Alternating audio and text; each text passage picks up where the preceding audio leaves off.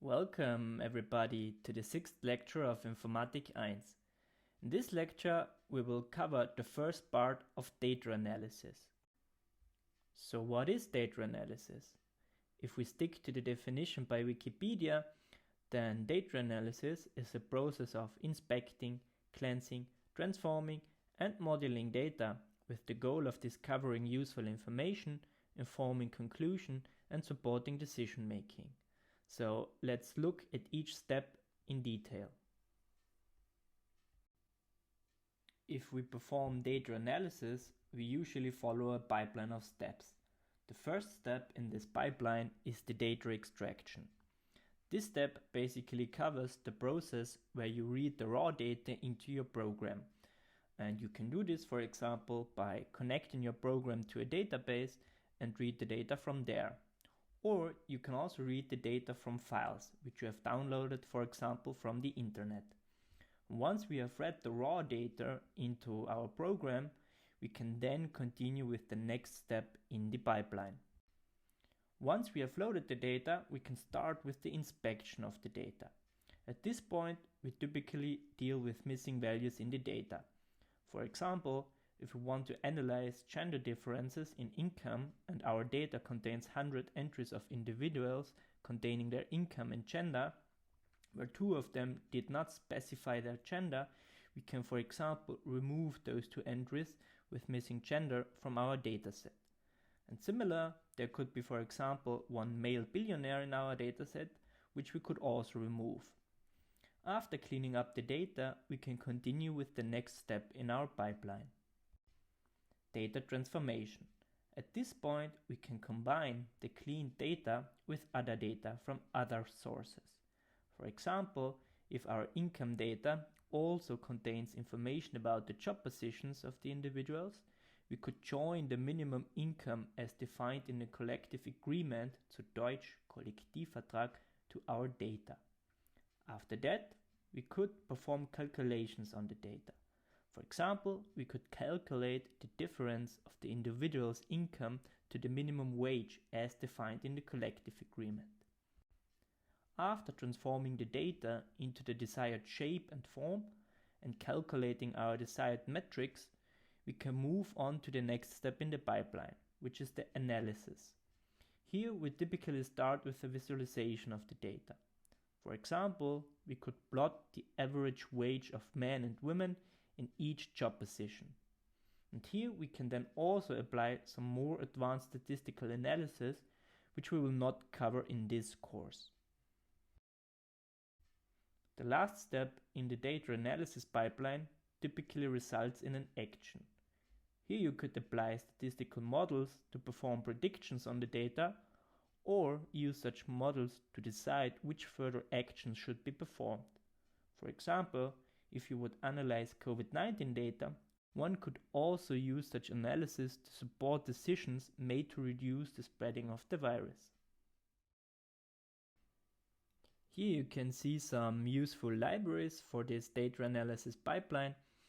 And as you see, for the first 3 steps in the data analysis pipeline, namely for data extraction, data cleaning and data transformation, one can use, for example, the Pandas Library.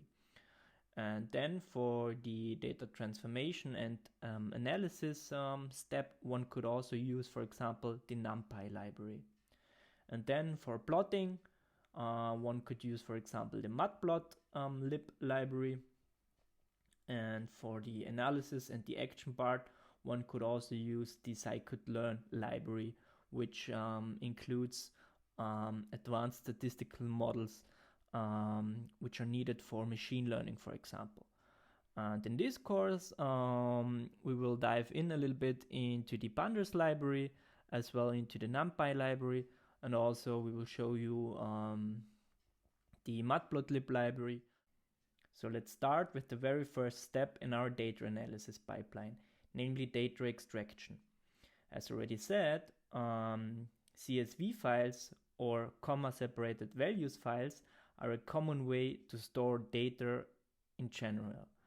And so, for example, if we have a table containing views of YouTube videos, which has 3 columns, namely the first column video, which just holds the name of the video, a second column called date, which holds the date when the video was uploaded, and the third column which holds the number of views which the video got. So if we want to store this table in a file, we can use the comma separated values format to do so.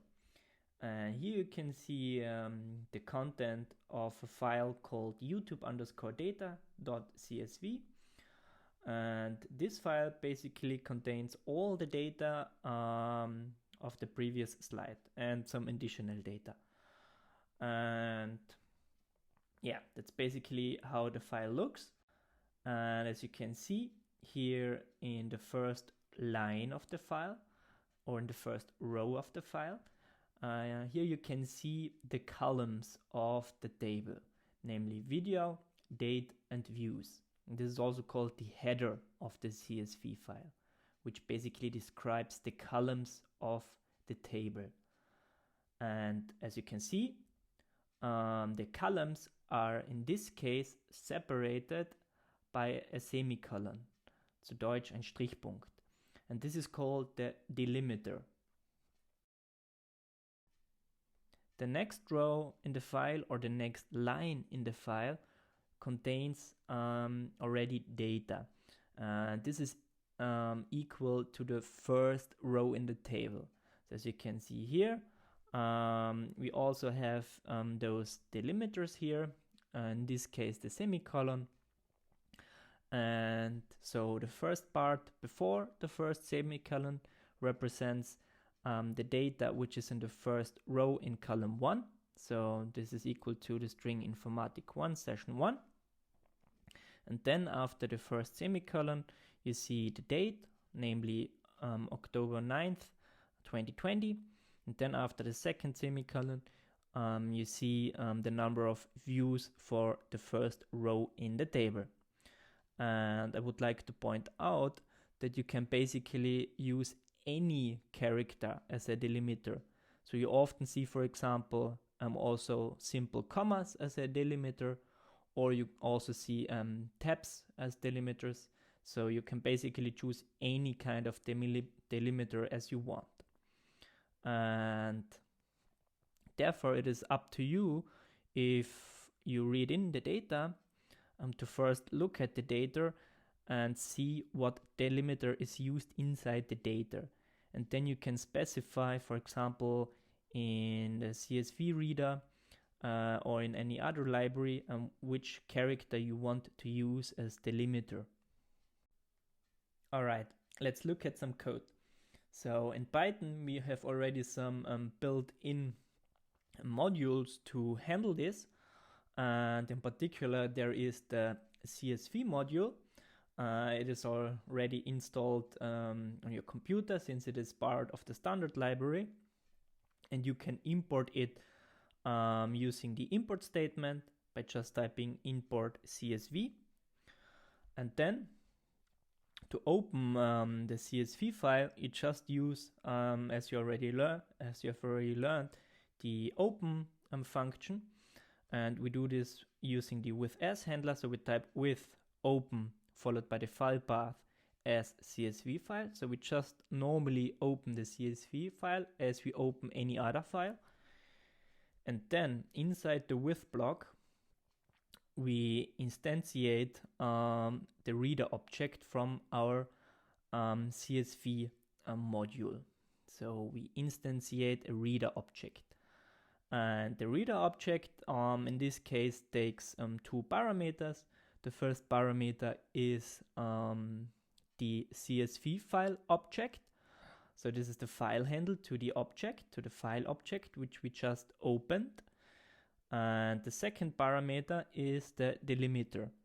And as we have seen previously, in our case, in this data, in this YouTube data, the delimiter character is a semicolon, and therefore we need to specify the semicolon as delimiter character.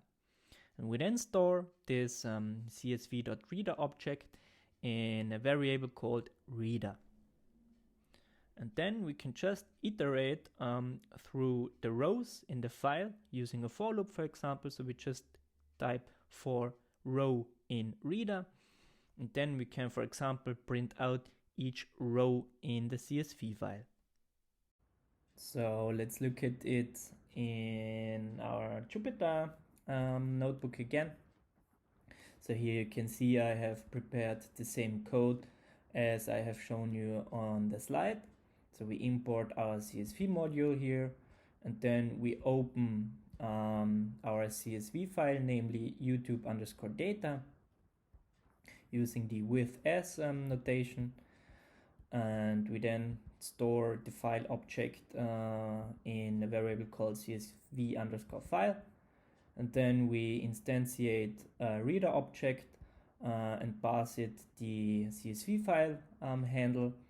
And we also specify the delimiter, which is in this case the semicolon, and then we just iterate over each row inside the reader object and print out the row basically of this is of each print out each row. So we can also look at our data first. So here you see the data, and as you can see, it assumes first that the delimiter is a simple comma, and therefore it cannot parse it correctly. So if we change here the delimiter to the semicolon, you see that it correctly parses all the columns. So as you can see, the first column is called video, the second date, and the third views. And yeah, it contains all the videos with the corresponding dates and the views of each video. And if we execute our code here, you see that it prints out basically all rows or all lines inside the CSV file. And as you can see here, the first row which got printed out is the header of the CSV file, or more specifically the column names of the table. In this case, video, date, and views. And as you can see here, since we have specified the correct delimiter, the CSV reader object automatically created a list of us where each element in the list is equal to each column. And then, as you can see here, the second row which got printed out is equal to the second line in the CSV file, which already contains the first data. In this case, again, the first element in this list is equal to the first row in the first column. So this is basically the title of the first video. And then the second element in the list is equal to the second column of our table, which is date. And the third element in the list is equal to the value of the third column in the first row of our data. Next up, I will briefly introduce the Pandas library. The Pandas library is a very powerful and flexible library for processing data. It simplifies the data cleaning and data preparation process a lot, and I mean really a lot. And it hides all the details and the complexity of the reading and writing process of data from the programmer, which means you do not need to do this manually. And it also integrates the NumPy library to enable easier calculations. And at this point, just a quick side note, if you may have asked yourself what is the difference between a module, a package, and the library in Python. So basically a module is just a file, a simple file or a single file which contains various Python functions and global variables, and that's it. The package is then a collection of modules. So it's a collection of files containing functions and global variables. And the library is then a collection of packages. That's it. All right, let's look at the Pandas package or library in detail. So here in the first line, we import the Pandas package using the import statement again. And since this is an external package, you need to install it using a pip. How you can install this will be shown you during the tutor sessions. So for now, we just assume that you have Pandas already installed on your computer. We can then just simply import it, and then we want to read the same CSV data as previously. However, this time we use the Pandas package for that, or Pandas library for that. And to do so, we state the name, which is Pandas, followed by the dot, and then the function or method which we want to call. In this case, read underscore CSV, which in this case takes two parameters. The first one is the file path, or more specifically the path to the CSV file which we want to read, which is YouTube underscore data CSV, and also again the delimiter of the CSV file.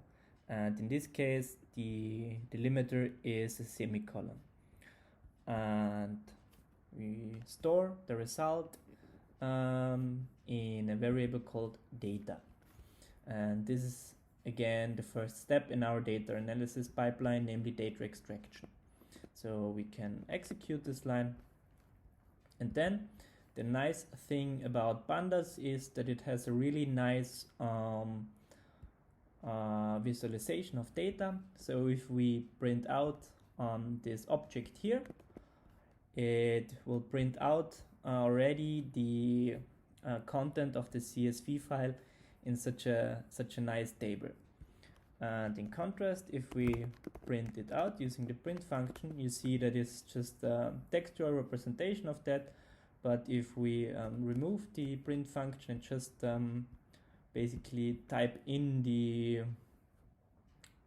object itself without the print function, it will create such a nice visualization inside the Jupyter notebook. And at this point, I would like to mention that this only works in the Jupyter notebook. So this doesn't work in the console, for example. All right, so this is basically how you can read it, or how you can read data from a CSV file. So it's just one line of code, and you have read the whole data.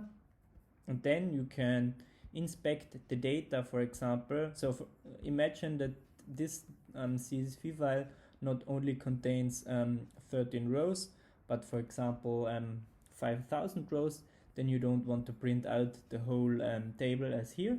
For example, you just want to print out a few rows in the beginning.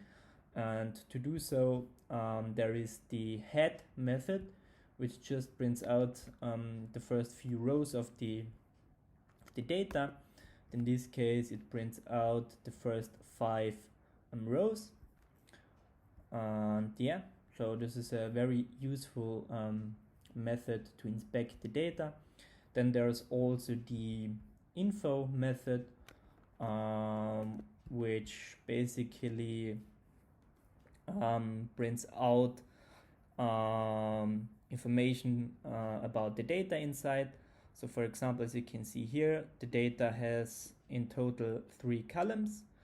The first one is the video. It contains 13 non-null objects, more specifically 13 strings. The second column is the date column. It also contains 13 non-null objects. And the last column is the views column, which contains 13 integer objects. All right, so then we have also, for example, the describe method. The describe method basically gives you some statistics about the numerical columns or the numerical data in your CSV file. And in this case, the only numerical data is the views column, and therefore it returns some statistics about the views column here. So you can see, for example, the mean value for all the views in the data is 239. So on average, our videos got 239 views. Here you can see the minimum value, the maximum value, the median value, and so on. And the count represents the number of rows basically. All right, that's it for data inspection basically. Then using Pandas, you can also filter the data for data cleaning, for example. And in Pandas, one very handy property or method is the log property or method, and it is basically you can think of it as accessing the elements in there like in a matrix.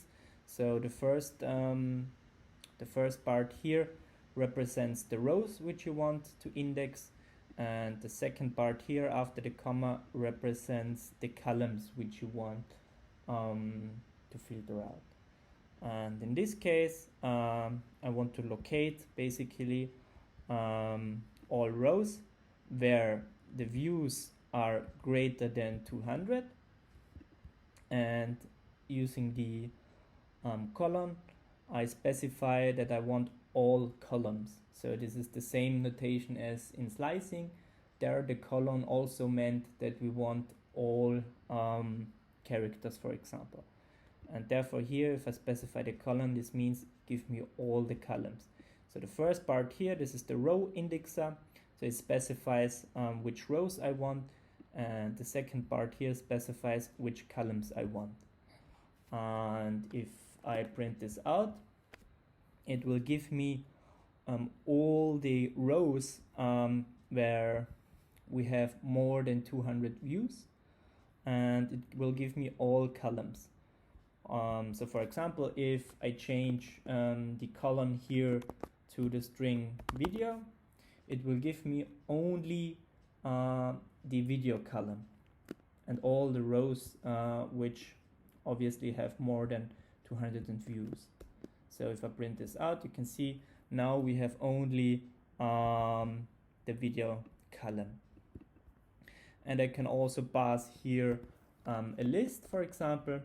So for example, if I want the video and the date column, I can do this using a list. So I specify a list as the second indexer here, and then it will return me a Pandas data frame containing only the video column and the date column. All right, so and if I print this out, this notation here, you will see that it will give me basically a list where each element in the list gives me a Boolean value of this comparison. So the first true value means that the first row, the date of the first row, which is 547 views, is greater than 200, and if this is the case, then the first element here will be true. And the second element represents the result of the second value in the second row and the comparison. So if the second value is greater than 200, then this will be also true. All right, so and as you have already noticed, using the dot notation again, I can access the columns of this so-called data frame here. So by just typing dot views, I can access a single column.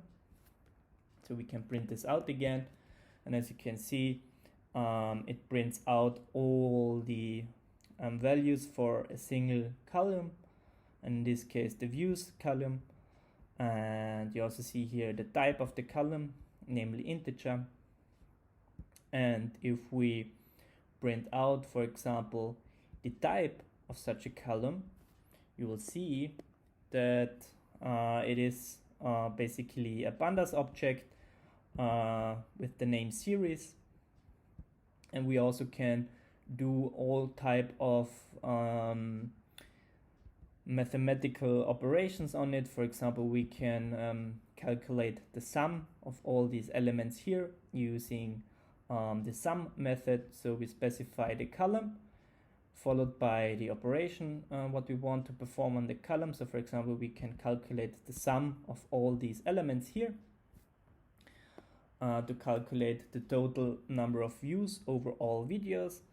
And in this case, we got in total 3,114 views on all of our videos. And we can also, for example, then perform nice element-wise operations. So for example, if we want to calculate the fraction of views, we can just use the slash operator, which is equal to the division. So this is the division operator. So we can, for example, just calculate the fraction. As you can see here, the first video got 17% of all the views, the second video 13% of all the views, and so on. And as you can see here, we were able to perform this element-wise division without any loop. So we just wrote down, so this object here is a list. So you can see here, previously this is a list here, or a pandas series, which holds several values. And the second element here is basically a single integer. And we divided each value inside the list by this single integer here without a loop.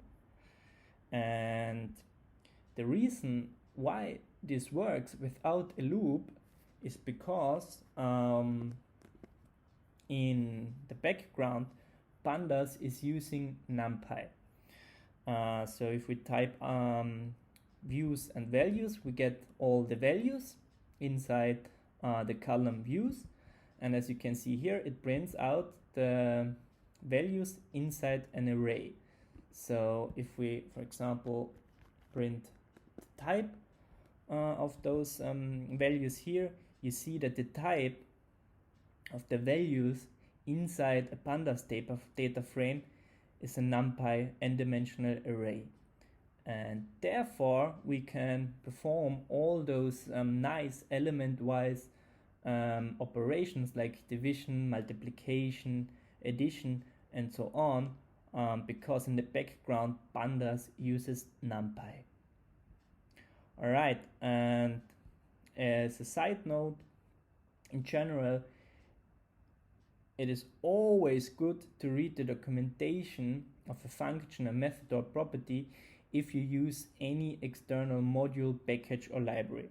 So if you want, for example, to look up in more detail what this location function here does, or this locate method, you can look it up in the documentation of Pandas and read up there what this function does. So this is always a good thing to do. And if you use any other external modules, the first thing what you should do is always read the documentation. All right, so now you know that Pandas is using the NumPy package in the background. So let's look in more detail what the NumPy package is. So NumPy is a fundamental package for scientific computing in Python. One can also say that it is basically MATLAB in Python.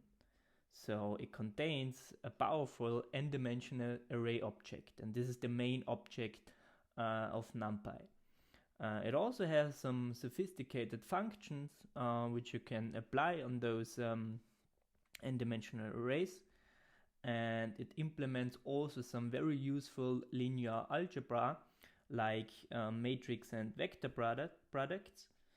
And last but not least, it also contains some powerful random number generation. So as already said, NumPy's main object is the multidimensional array. And in NumPy, dimensions are also called axes. So we can import the NumPy package using the import statement. And since we are computer scientists, we are lazy and we don't want to type NumPy each time we want to access some functionality inside this module. And therefore, we type import NumPy as np. And this way, we just need to type np every time we want to access functionality inside this package. So if we want, for example, define such an NumPy array, we just need to type np.array, and inside the parentheses we pass it a list containing 3 elements, namely 1, 2, 3, and this way we can define a NumPy array with one axis, and the axis contains 3 elements, and this is then equal to a vector, and therefore we store this NumPy array in a variable called vector. Similarly, we can also define a 2-dimensional array, again by calling np.array, and then as a parameter we pass it a list of lists. So we pass it a list where each element in the list is again a list. So the first list contains again 3 elements, namely 1, 2, 3, and the second value in the list contains again a list with the values 4, 5, 6. And this way we have defined a 2-dimensional array, which is also known as a matrix. And we can, for example, then print out the shape of the NumPy arrays using the .shape property. And in this case, it returns a tuple, which states that this NumPy array has 2 rows and 3 columns. And similarly, we can also, for example, print out the value of the ndim property, which stands for number of dimensions. And in this case, our matrix, which we have defined over there, has 2 dimensions. Therefore, it has, or one can also say, it has 2 columns, and each column has 3 values. So each dimension has 3 values. So as I have already told you, NumPy has some very powerful built-in functionalities in order to work with those NumPy arrays. So for example, all the standard operators are available in NumPy, and those operators perform element-wise. So what does this mean? So let's look at an example. So we can define a vector participants weight, for example, which holds the value of 4 participants, so namely the weight of 4 participants in kilograms. And we can define another vector, participants height, which holds the height in meters of the 4 participants. And then we can calculate the BMI for each participant by just writing participants weight divided by participants height squared. And since those NumPy operators are element-wise, we do not need to write a for loop or something like that, where we divide each individual element with the corresponding value. So instead, we just need to write the element-wise division here. Similarly, NumPy has some built-in universal functions. So for example, we can define again a vector which just holds some random numbers, namely 0, 1, 2. And then, for example, we can calculate the element-wise exponential using np.exp, or we can calculate the element-wise square root by using the .sqrt function, which just calculates the square root for each element inside the NumPy array. Or there is also the trigonometric sine, which is also, of course, as always, in NumPy element-wise. And here at this link, you can see a full list of available universal functions in NumPy. So since the NumPy array is a class, it implements some very handy methods. So for example, if we define again our vector, which holds the weight of 4 participants, we can calculate, for example, the mean weight using the mean method, or we can find out the maximum value inside the vector using the .max method. And similarly, we can, for example, print out the minimum value inside the array using the min function. And again, please see the documentation for the full list of available methods in the NumPy array. So let's look at the example again. So here you can see the previous code which I had on the slide. So first I import the NumPy package using the import statement, and since I don't want to write NumPy all the time, I just type as np, and using this notation I just need to write np instead of NumPy. Alright, so we define our vector and our matrix here. First, the vector only contains 3 elements, namely 1, 2, 3, and our matrix consists of 2 columns, 2 rows and 3 columns with the values 1, 2, 3, 4, 5 and 6. So let's execute this. Then I just again print out the shape of the matrix, for example, which returns a tuple where the first value is equal to the number of rows, in this case 2 rows, and the next value is equal to the number of columns. In this case we have 3 columns, so to say, and the number of dimensions here, and this matrix is 2.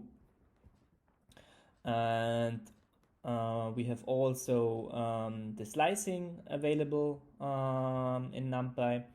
So for example, we can access the first element inside the vector using our standard slicing notation. So let's execute this first. So as you can see, using these square brackets, I can access using zero-based index the elements inside the vector. So by specifying a 0 here, I can access the first element in our vector here. And similarly, I can slice the vector using the column here. So if I neglect the second value here, it will give me all elements starting by the first one. So from the first element until the end. As you can see here, this will return the complete vector. And also I can specify step size. So if you remember, the third value here represents the step size, and in this case I specify that I only want every second element. Therefore the second element here in the middle gets neglected and only 1 and 3 gets printed out. And similarly, I can also reverse the vector using -1 as a step size. And in this case, it prints out 3, 2, 1. So this is standard slicing, as we already know it. And we can also access elements inside a matrix. So in this case, the first value inside the square brackets here before the comma represents the row which I want to index. In this case, I want to access the first row in the matrix, and again, using the colon operator, I say to Python that I want all columns. And similarly, I can use, for example, the colon in the row here, which says, okay, give me all rows, but only the first column. And in this way, I say, okay, give me the second row, since it is a zero-based index, give me the second row with all the columns. And in this way, I can tell Python to give me the first row and the first column. So this should be then a single integer. So let's look at the result. So as you can see here, using the first notation here, I specified that I want the first row using the zero-based index, the first row of our matrix here, and all the columns, as you can see here. And here I specified that I want all the rows, but only the first column, so 1 and 4. And here I want the first row and all columns, so I had the second row and all columns. So this is equal to this. And here I specified that I want the first row and the first column, and therefore it returns 1, as you can see here. Alright, then let's move on to our BMI example. So here I have defined two vectors which holds the weight and the height of 4 participants here. Here I have the kilograms of the 4 participants, and here I have the height of the participants in meters. And then I can just simply calculate the BMI of the participants by writing the weight divided by the height of the participants squared. And if I execute this and print out the result, you see that again the result is a vector which holds again 4 values since we have 4 participants, and the result is the element-wise calculation of this formula here. So first, the participant's height is squared element-wise, so it calculates the square of all those 4 values here, and then the result, so this is then divided by the result of this. Right. And yeah, we can also again call methods of the array, of the NumPy array, as shown in the slides. So we can, for example, again define our participants weight vector containing those 4 values here, and then we can access the class methods, for example mean, max and min, which NumPy implements. And yeah, I think the name speaks for themselves. So mean just calculates the mean number for all the values which are inside the array. The max method returns the maximum value. The min method returns the minimum value. As you can see here, the average weight is 64, the maximum value is 75, and the minimum value is 50.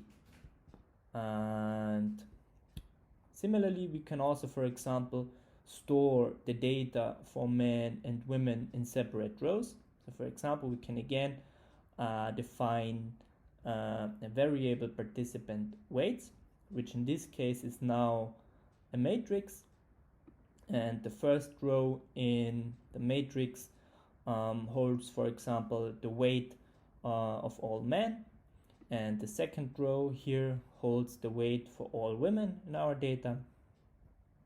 And similarly, we define a second matrix, participants height, where the first row is equal to the height of all men, and the second row is equal to the height of all women. And then we just print out, for example, the shape, and you can see it has the same shape, obviously. So 2 rows and 4 columns. And then, for example, we can calculate the overall mean again of the whole data, of the whole matrix.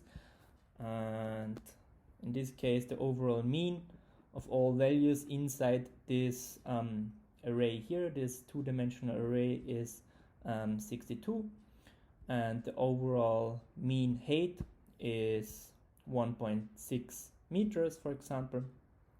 And then we can further, for example, and calculate the mean by gender.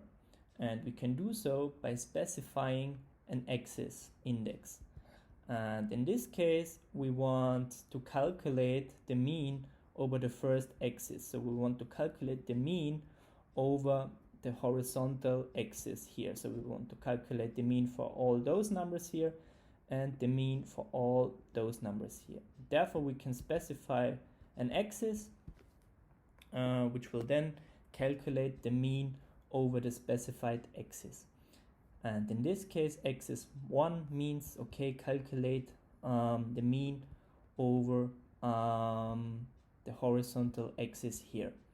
In this case, it will print out, so the first value here represents the mean for the first row, so to say, and the second value here represents the mean for the second row here. And similarly, the mean for the height got calculated. So if you, for example, change the axis to 0 here, this would calculate the mean over the vertical axis here, so the mean of those two, then the mean of those two, and then the mean of those two, yeah, and so on. And for a detailed explanation on how those NumPy axes work, you can follow this link. There you can find a very nice explanation how those axes work in NumPy. And similarly, we can also use our normal notation here as previously and calculate the BMI for all the values in the matrix. Alright, that's it for today's lecture. And as always, thank you for your attention and see you next time.